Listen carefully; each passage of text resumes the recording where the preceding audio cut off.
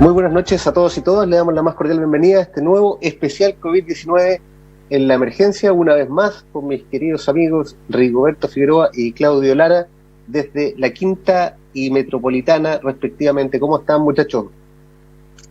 Hola JP, un saludo como siempre a todos los magallánicos, un saludo apretado, qué bueno verlos chicos, así que bueno, todo bien, ojalá que sea un buen programa. Todo bien por acá, Juan Pablo. Ya segunda semana de transición acá en algunas comunas. La cosa va avanzando bien. Se esperan novedades para el miércoles, por lo que entiendo, o para el jueves. Y nada, un abrazo grande también a la gente de Magallanes. Oiga, quiero partir con esto que está en todos los medios y que nos tiene algunos, más que otros, pero bastante preocupados, que es la situación que está pasando en la Araucanía.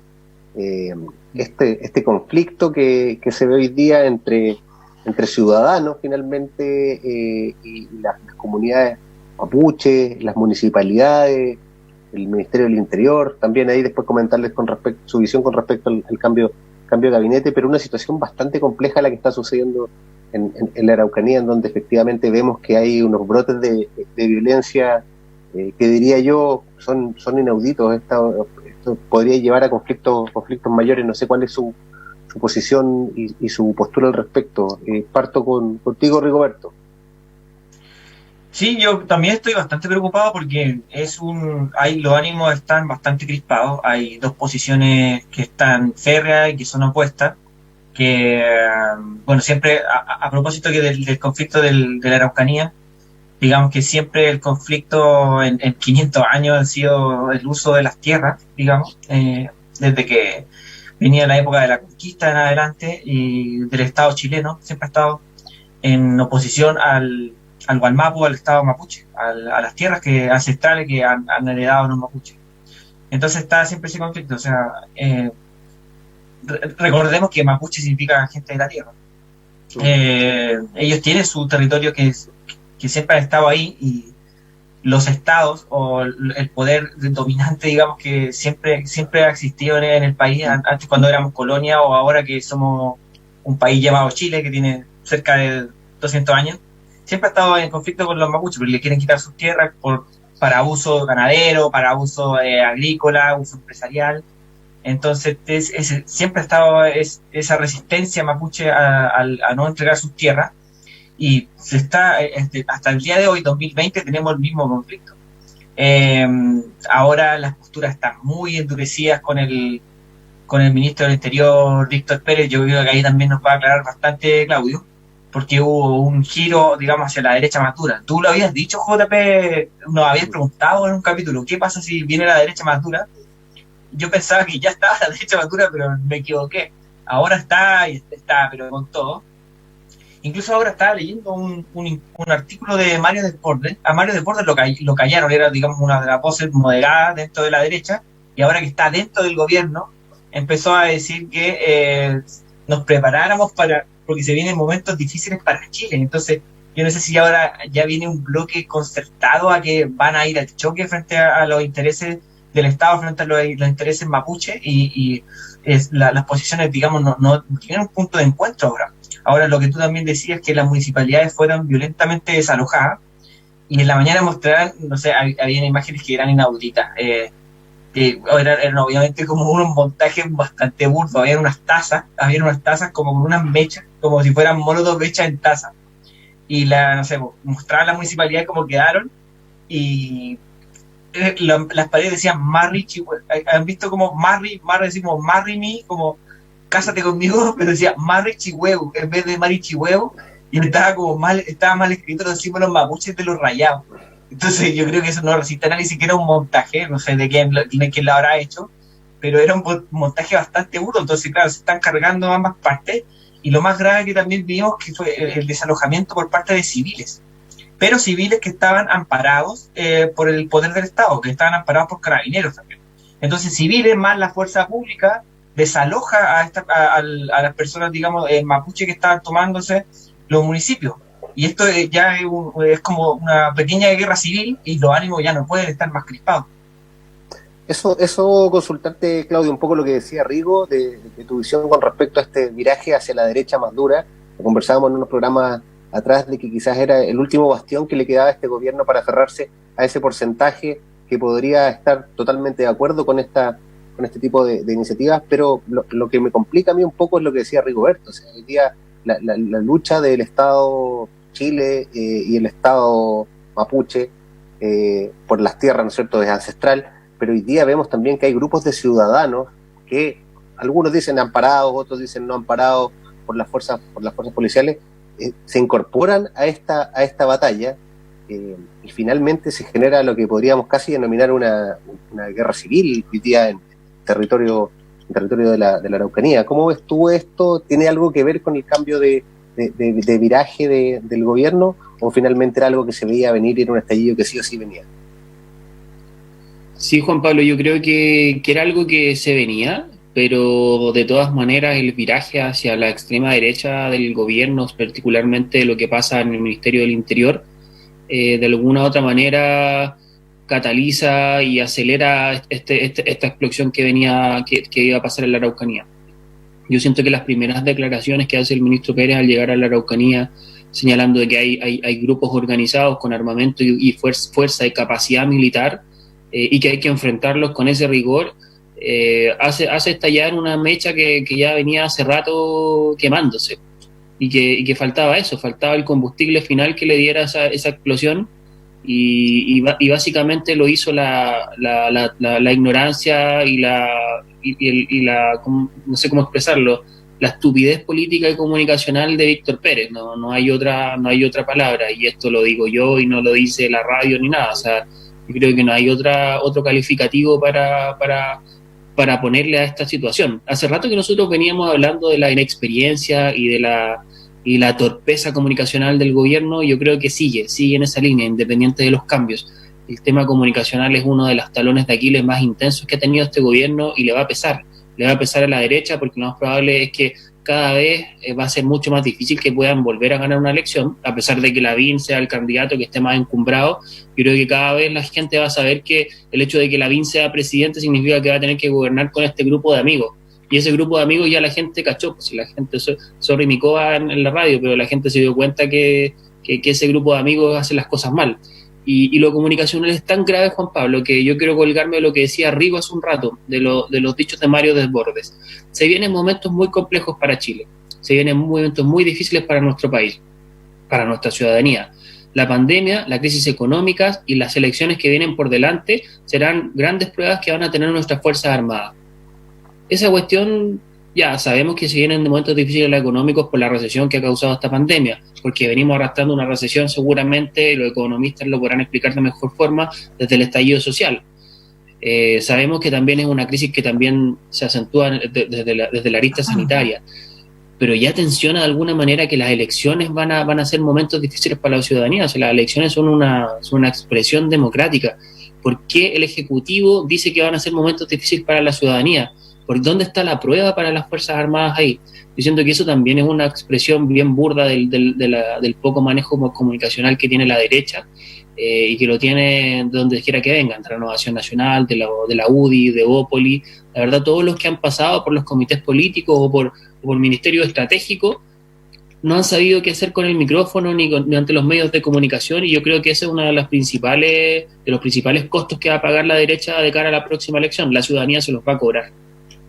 Rigoberto, la consulta que yo me hago es, finalmente después de esta derrota del 10% del gobierno, esta llegada de la UDI fuerte a este cambio de gabinete, ¿tiene que ver con una revancha? ¿La UDI le pide esto finalmente para tratar de poner orden? ¿O finalmente qué es lo que sucede? ¿Por qué llega Víctor Pérez? ¿Por qué llega Belolio también, o Bellolio, como quieran decirle, que era como la cara joven renovada, podríamos decir, de la UDI? Pero también llega Mario Desbordes, Rubilar, también hay unos enroques, y finalmente es como el ala dura. ¿Crees que este es el último respiro, es la última posibilidad que tienen de demostrar algo, o es solamente un poco para ponerse duros y finalmente lograr que termine de la mejor o peor forma el gobierno del presidente Piñera?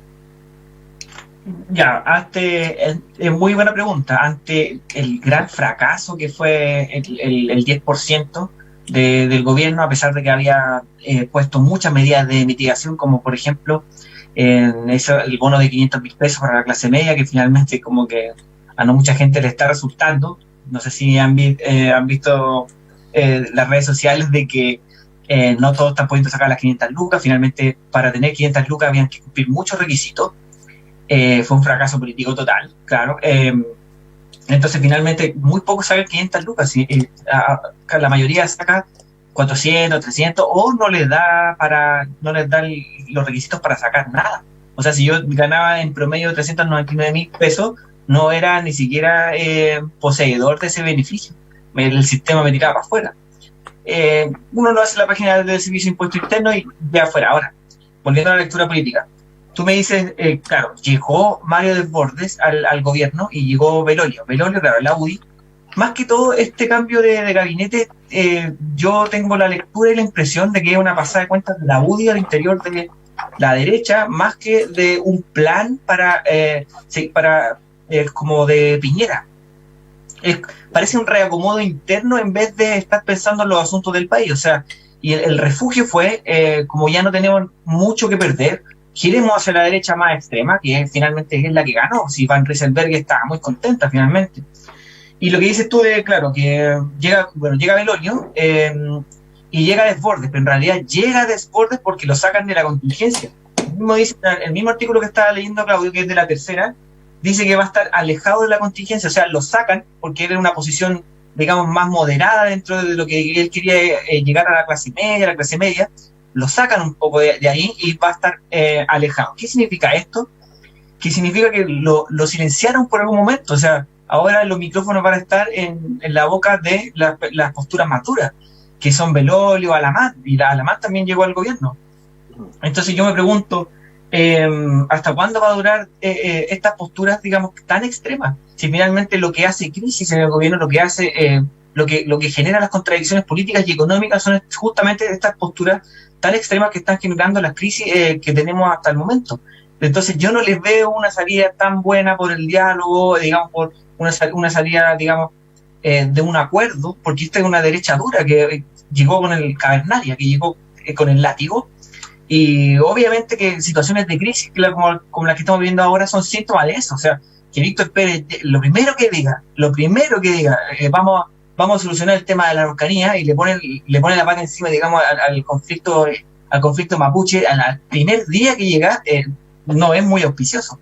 Me da miedo también lo que dice Claudio. O sea, si Desbordes está diciendo que las Fuerzas Armadas se tienen que preparar para un plebiscito, o sea, digamos, para las elecciones, y viene un plebiscito, después viene lo último que le queda al gobierno, ¿qué van a hacer las Fuerzas Armadas? ¿Está haciendo un pequeño ruidito de sable? ¿Nos está amenazando? ¿Está poniéndose en contra de la democracia?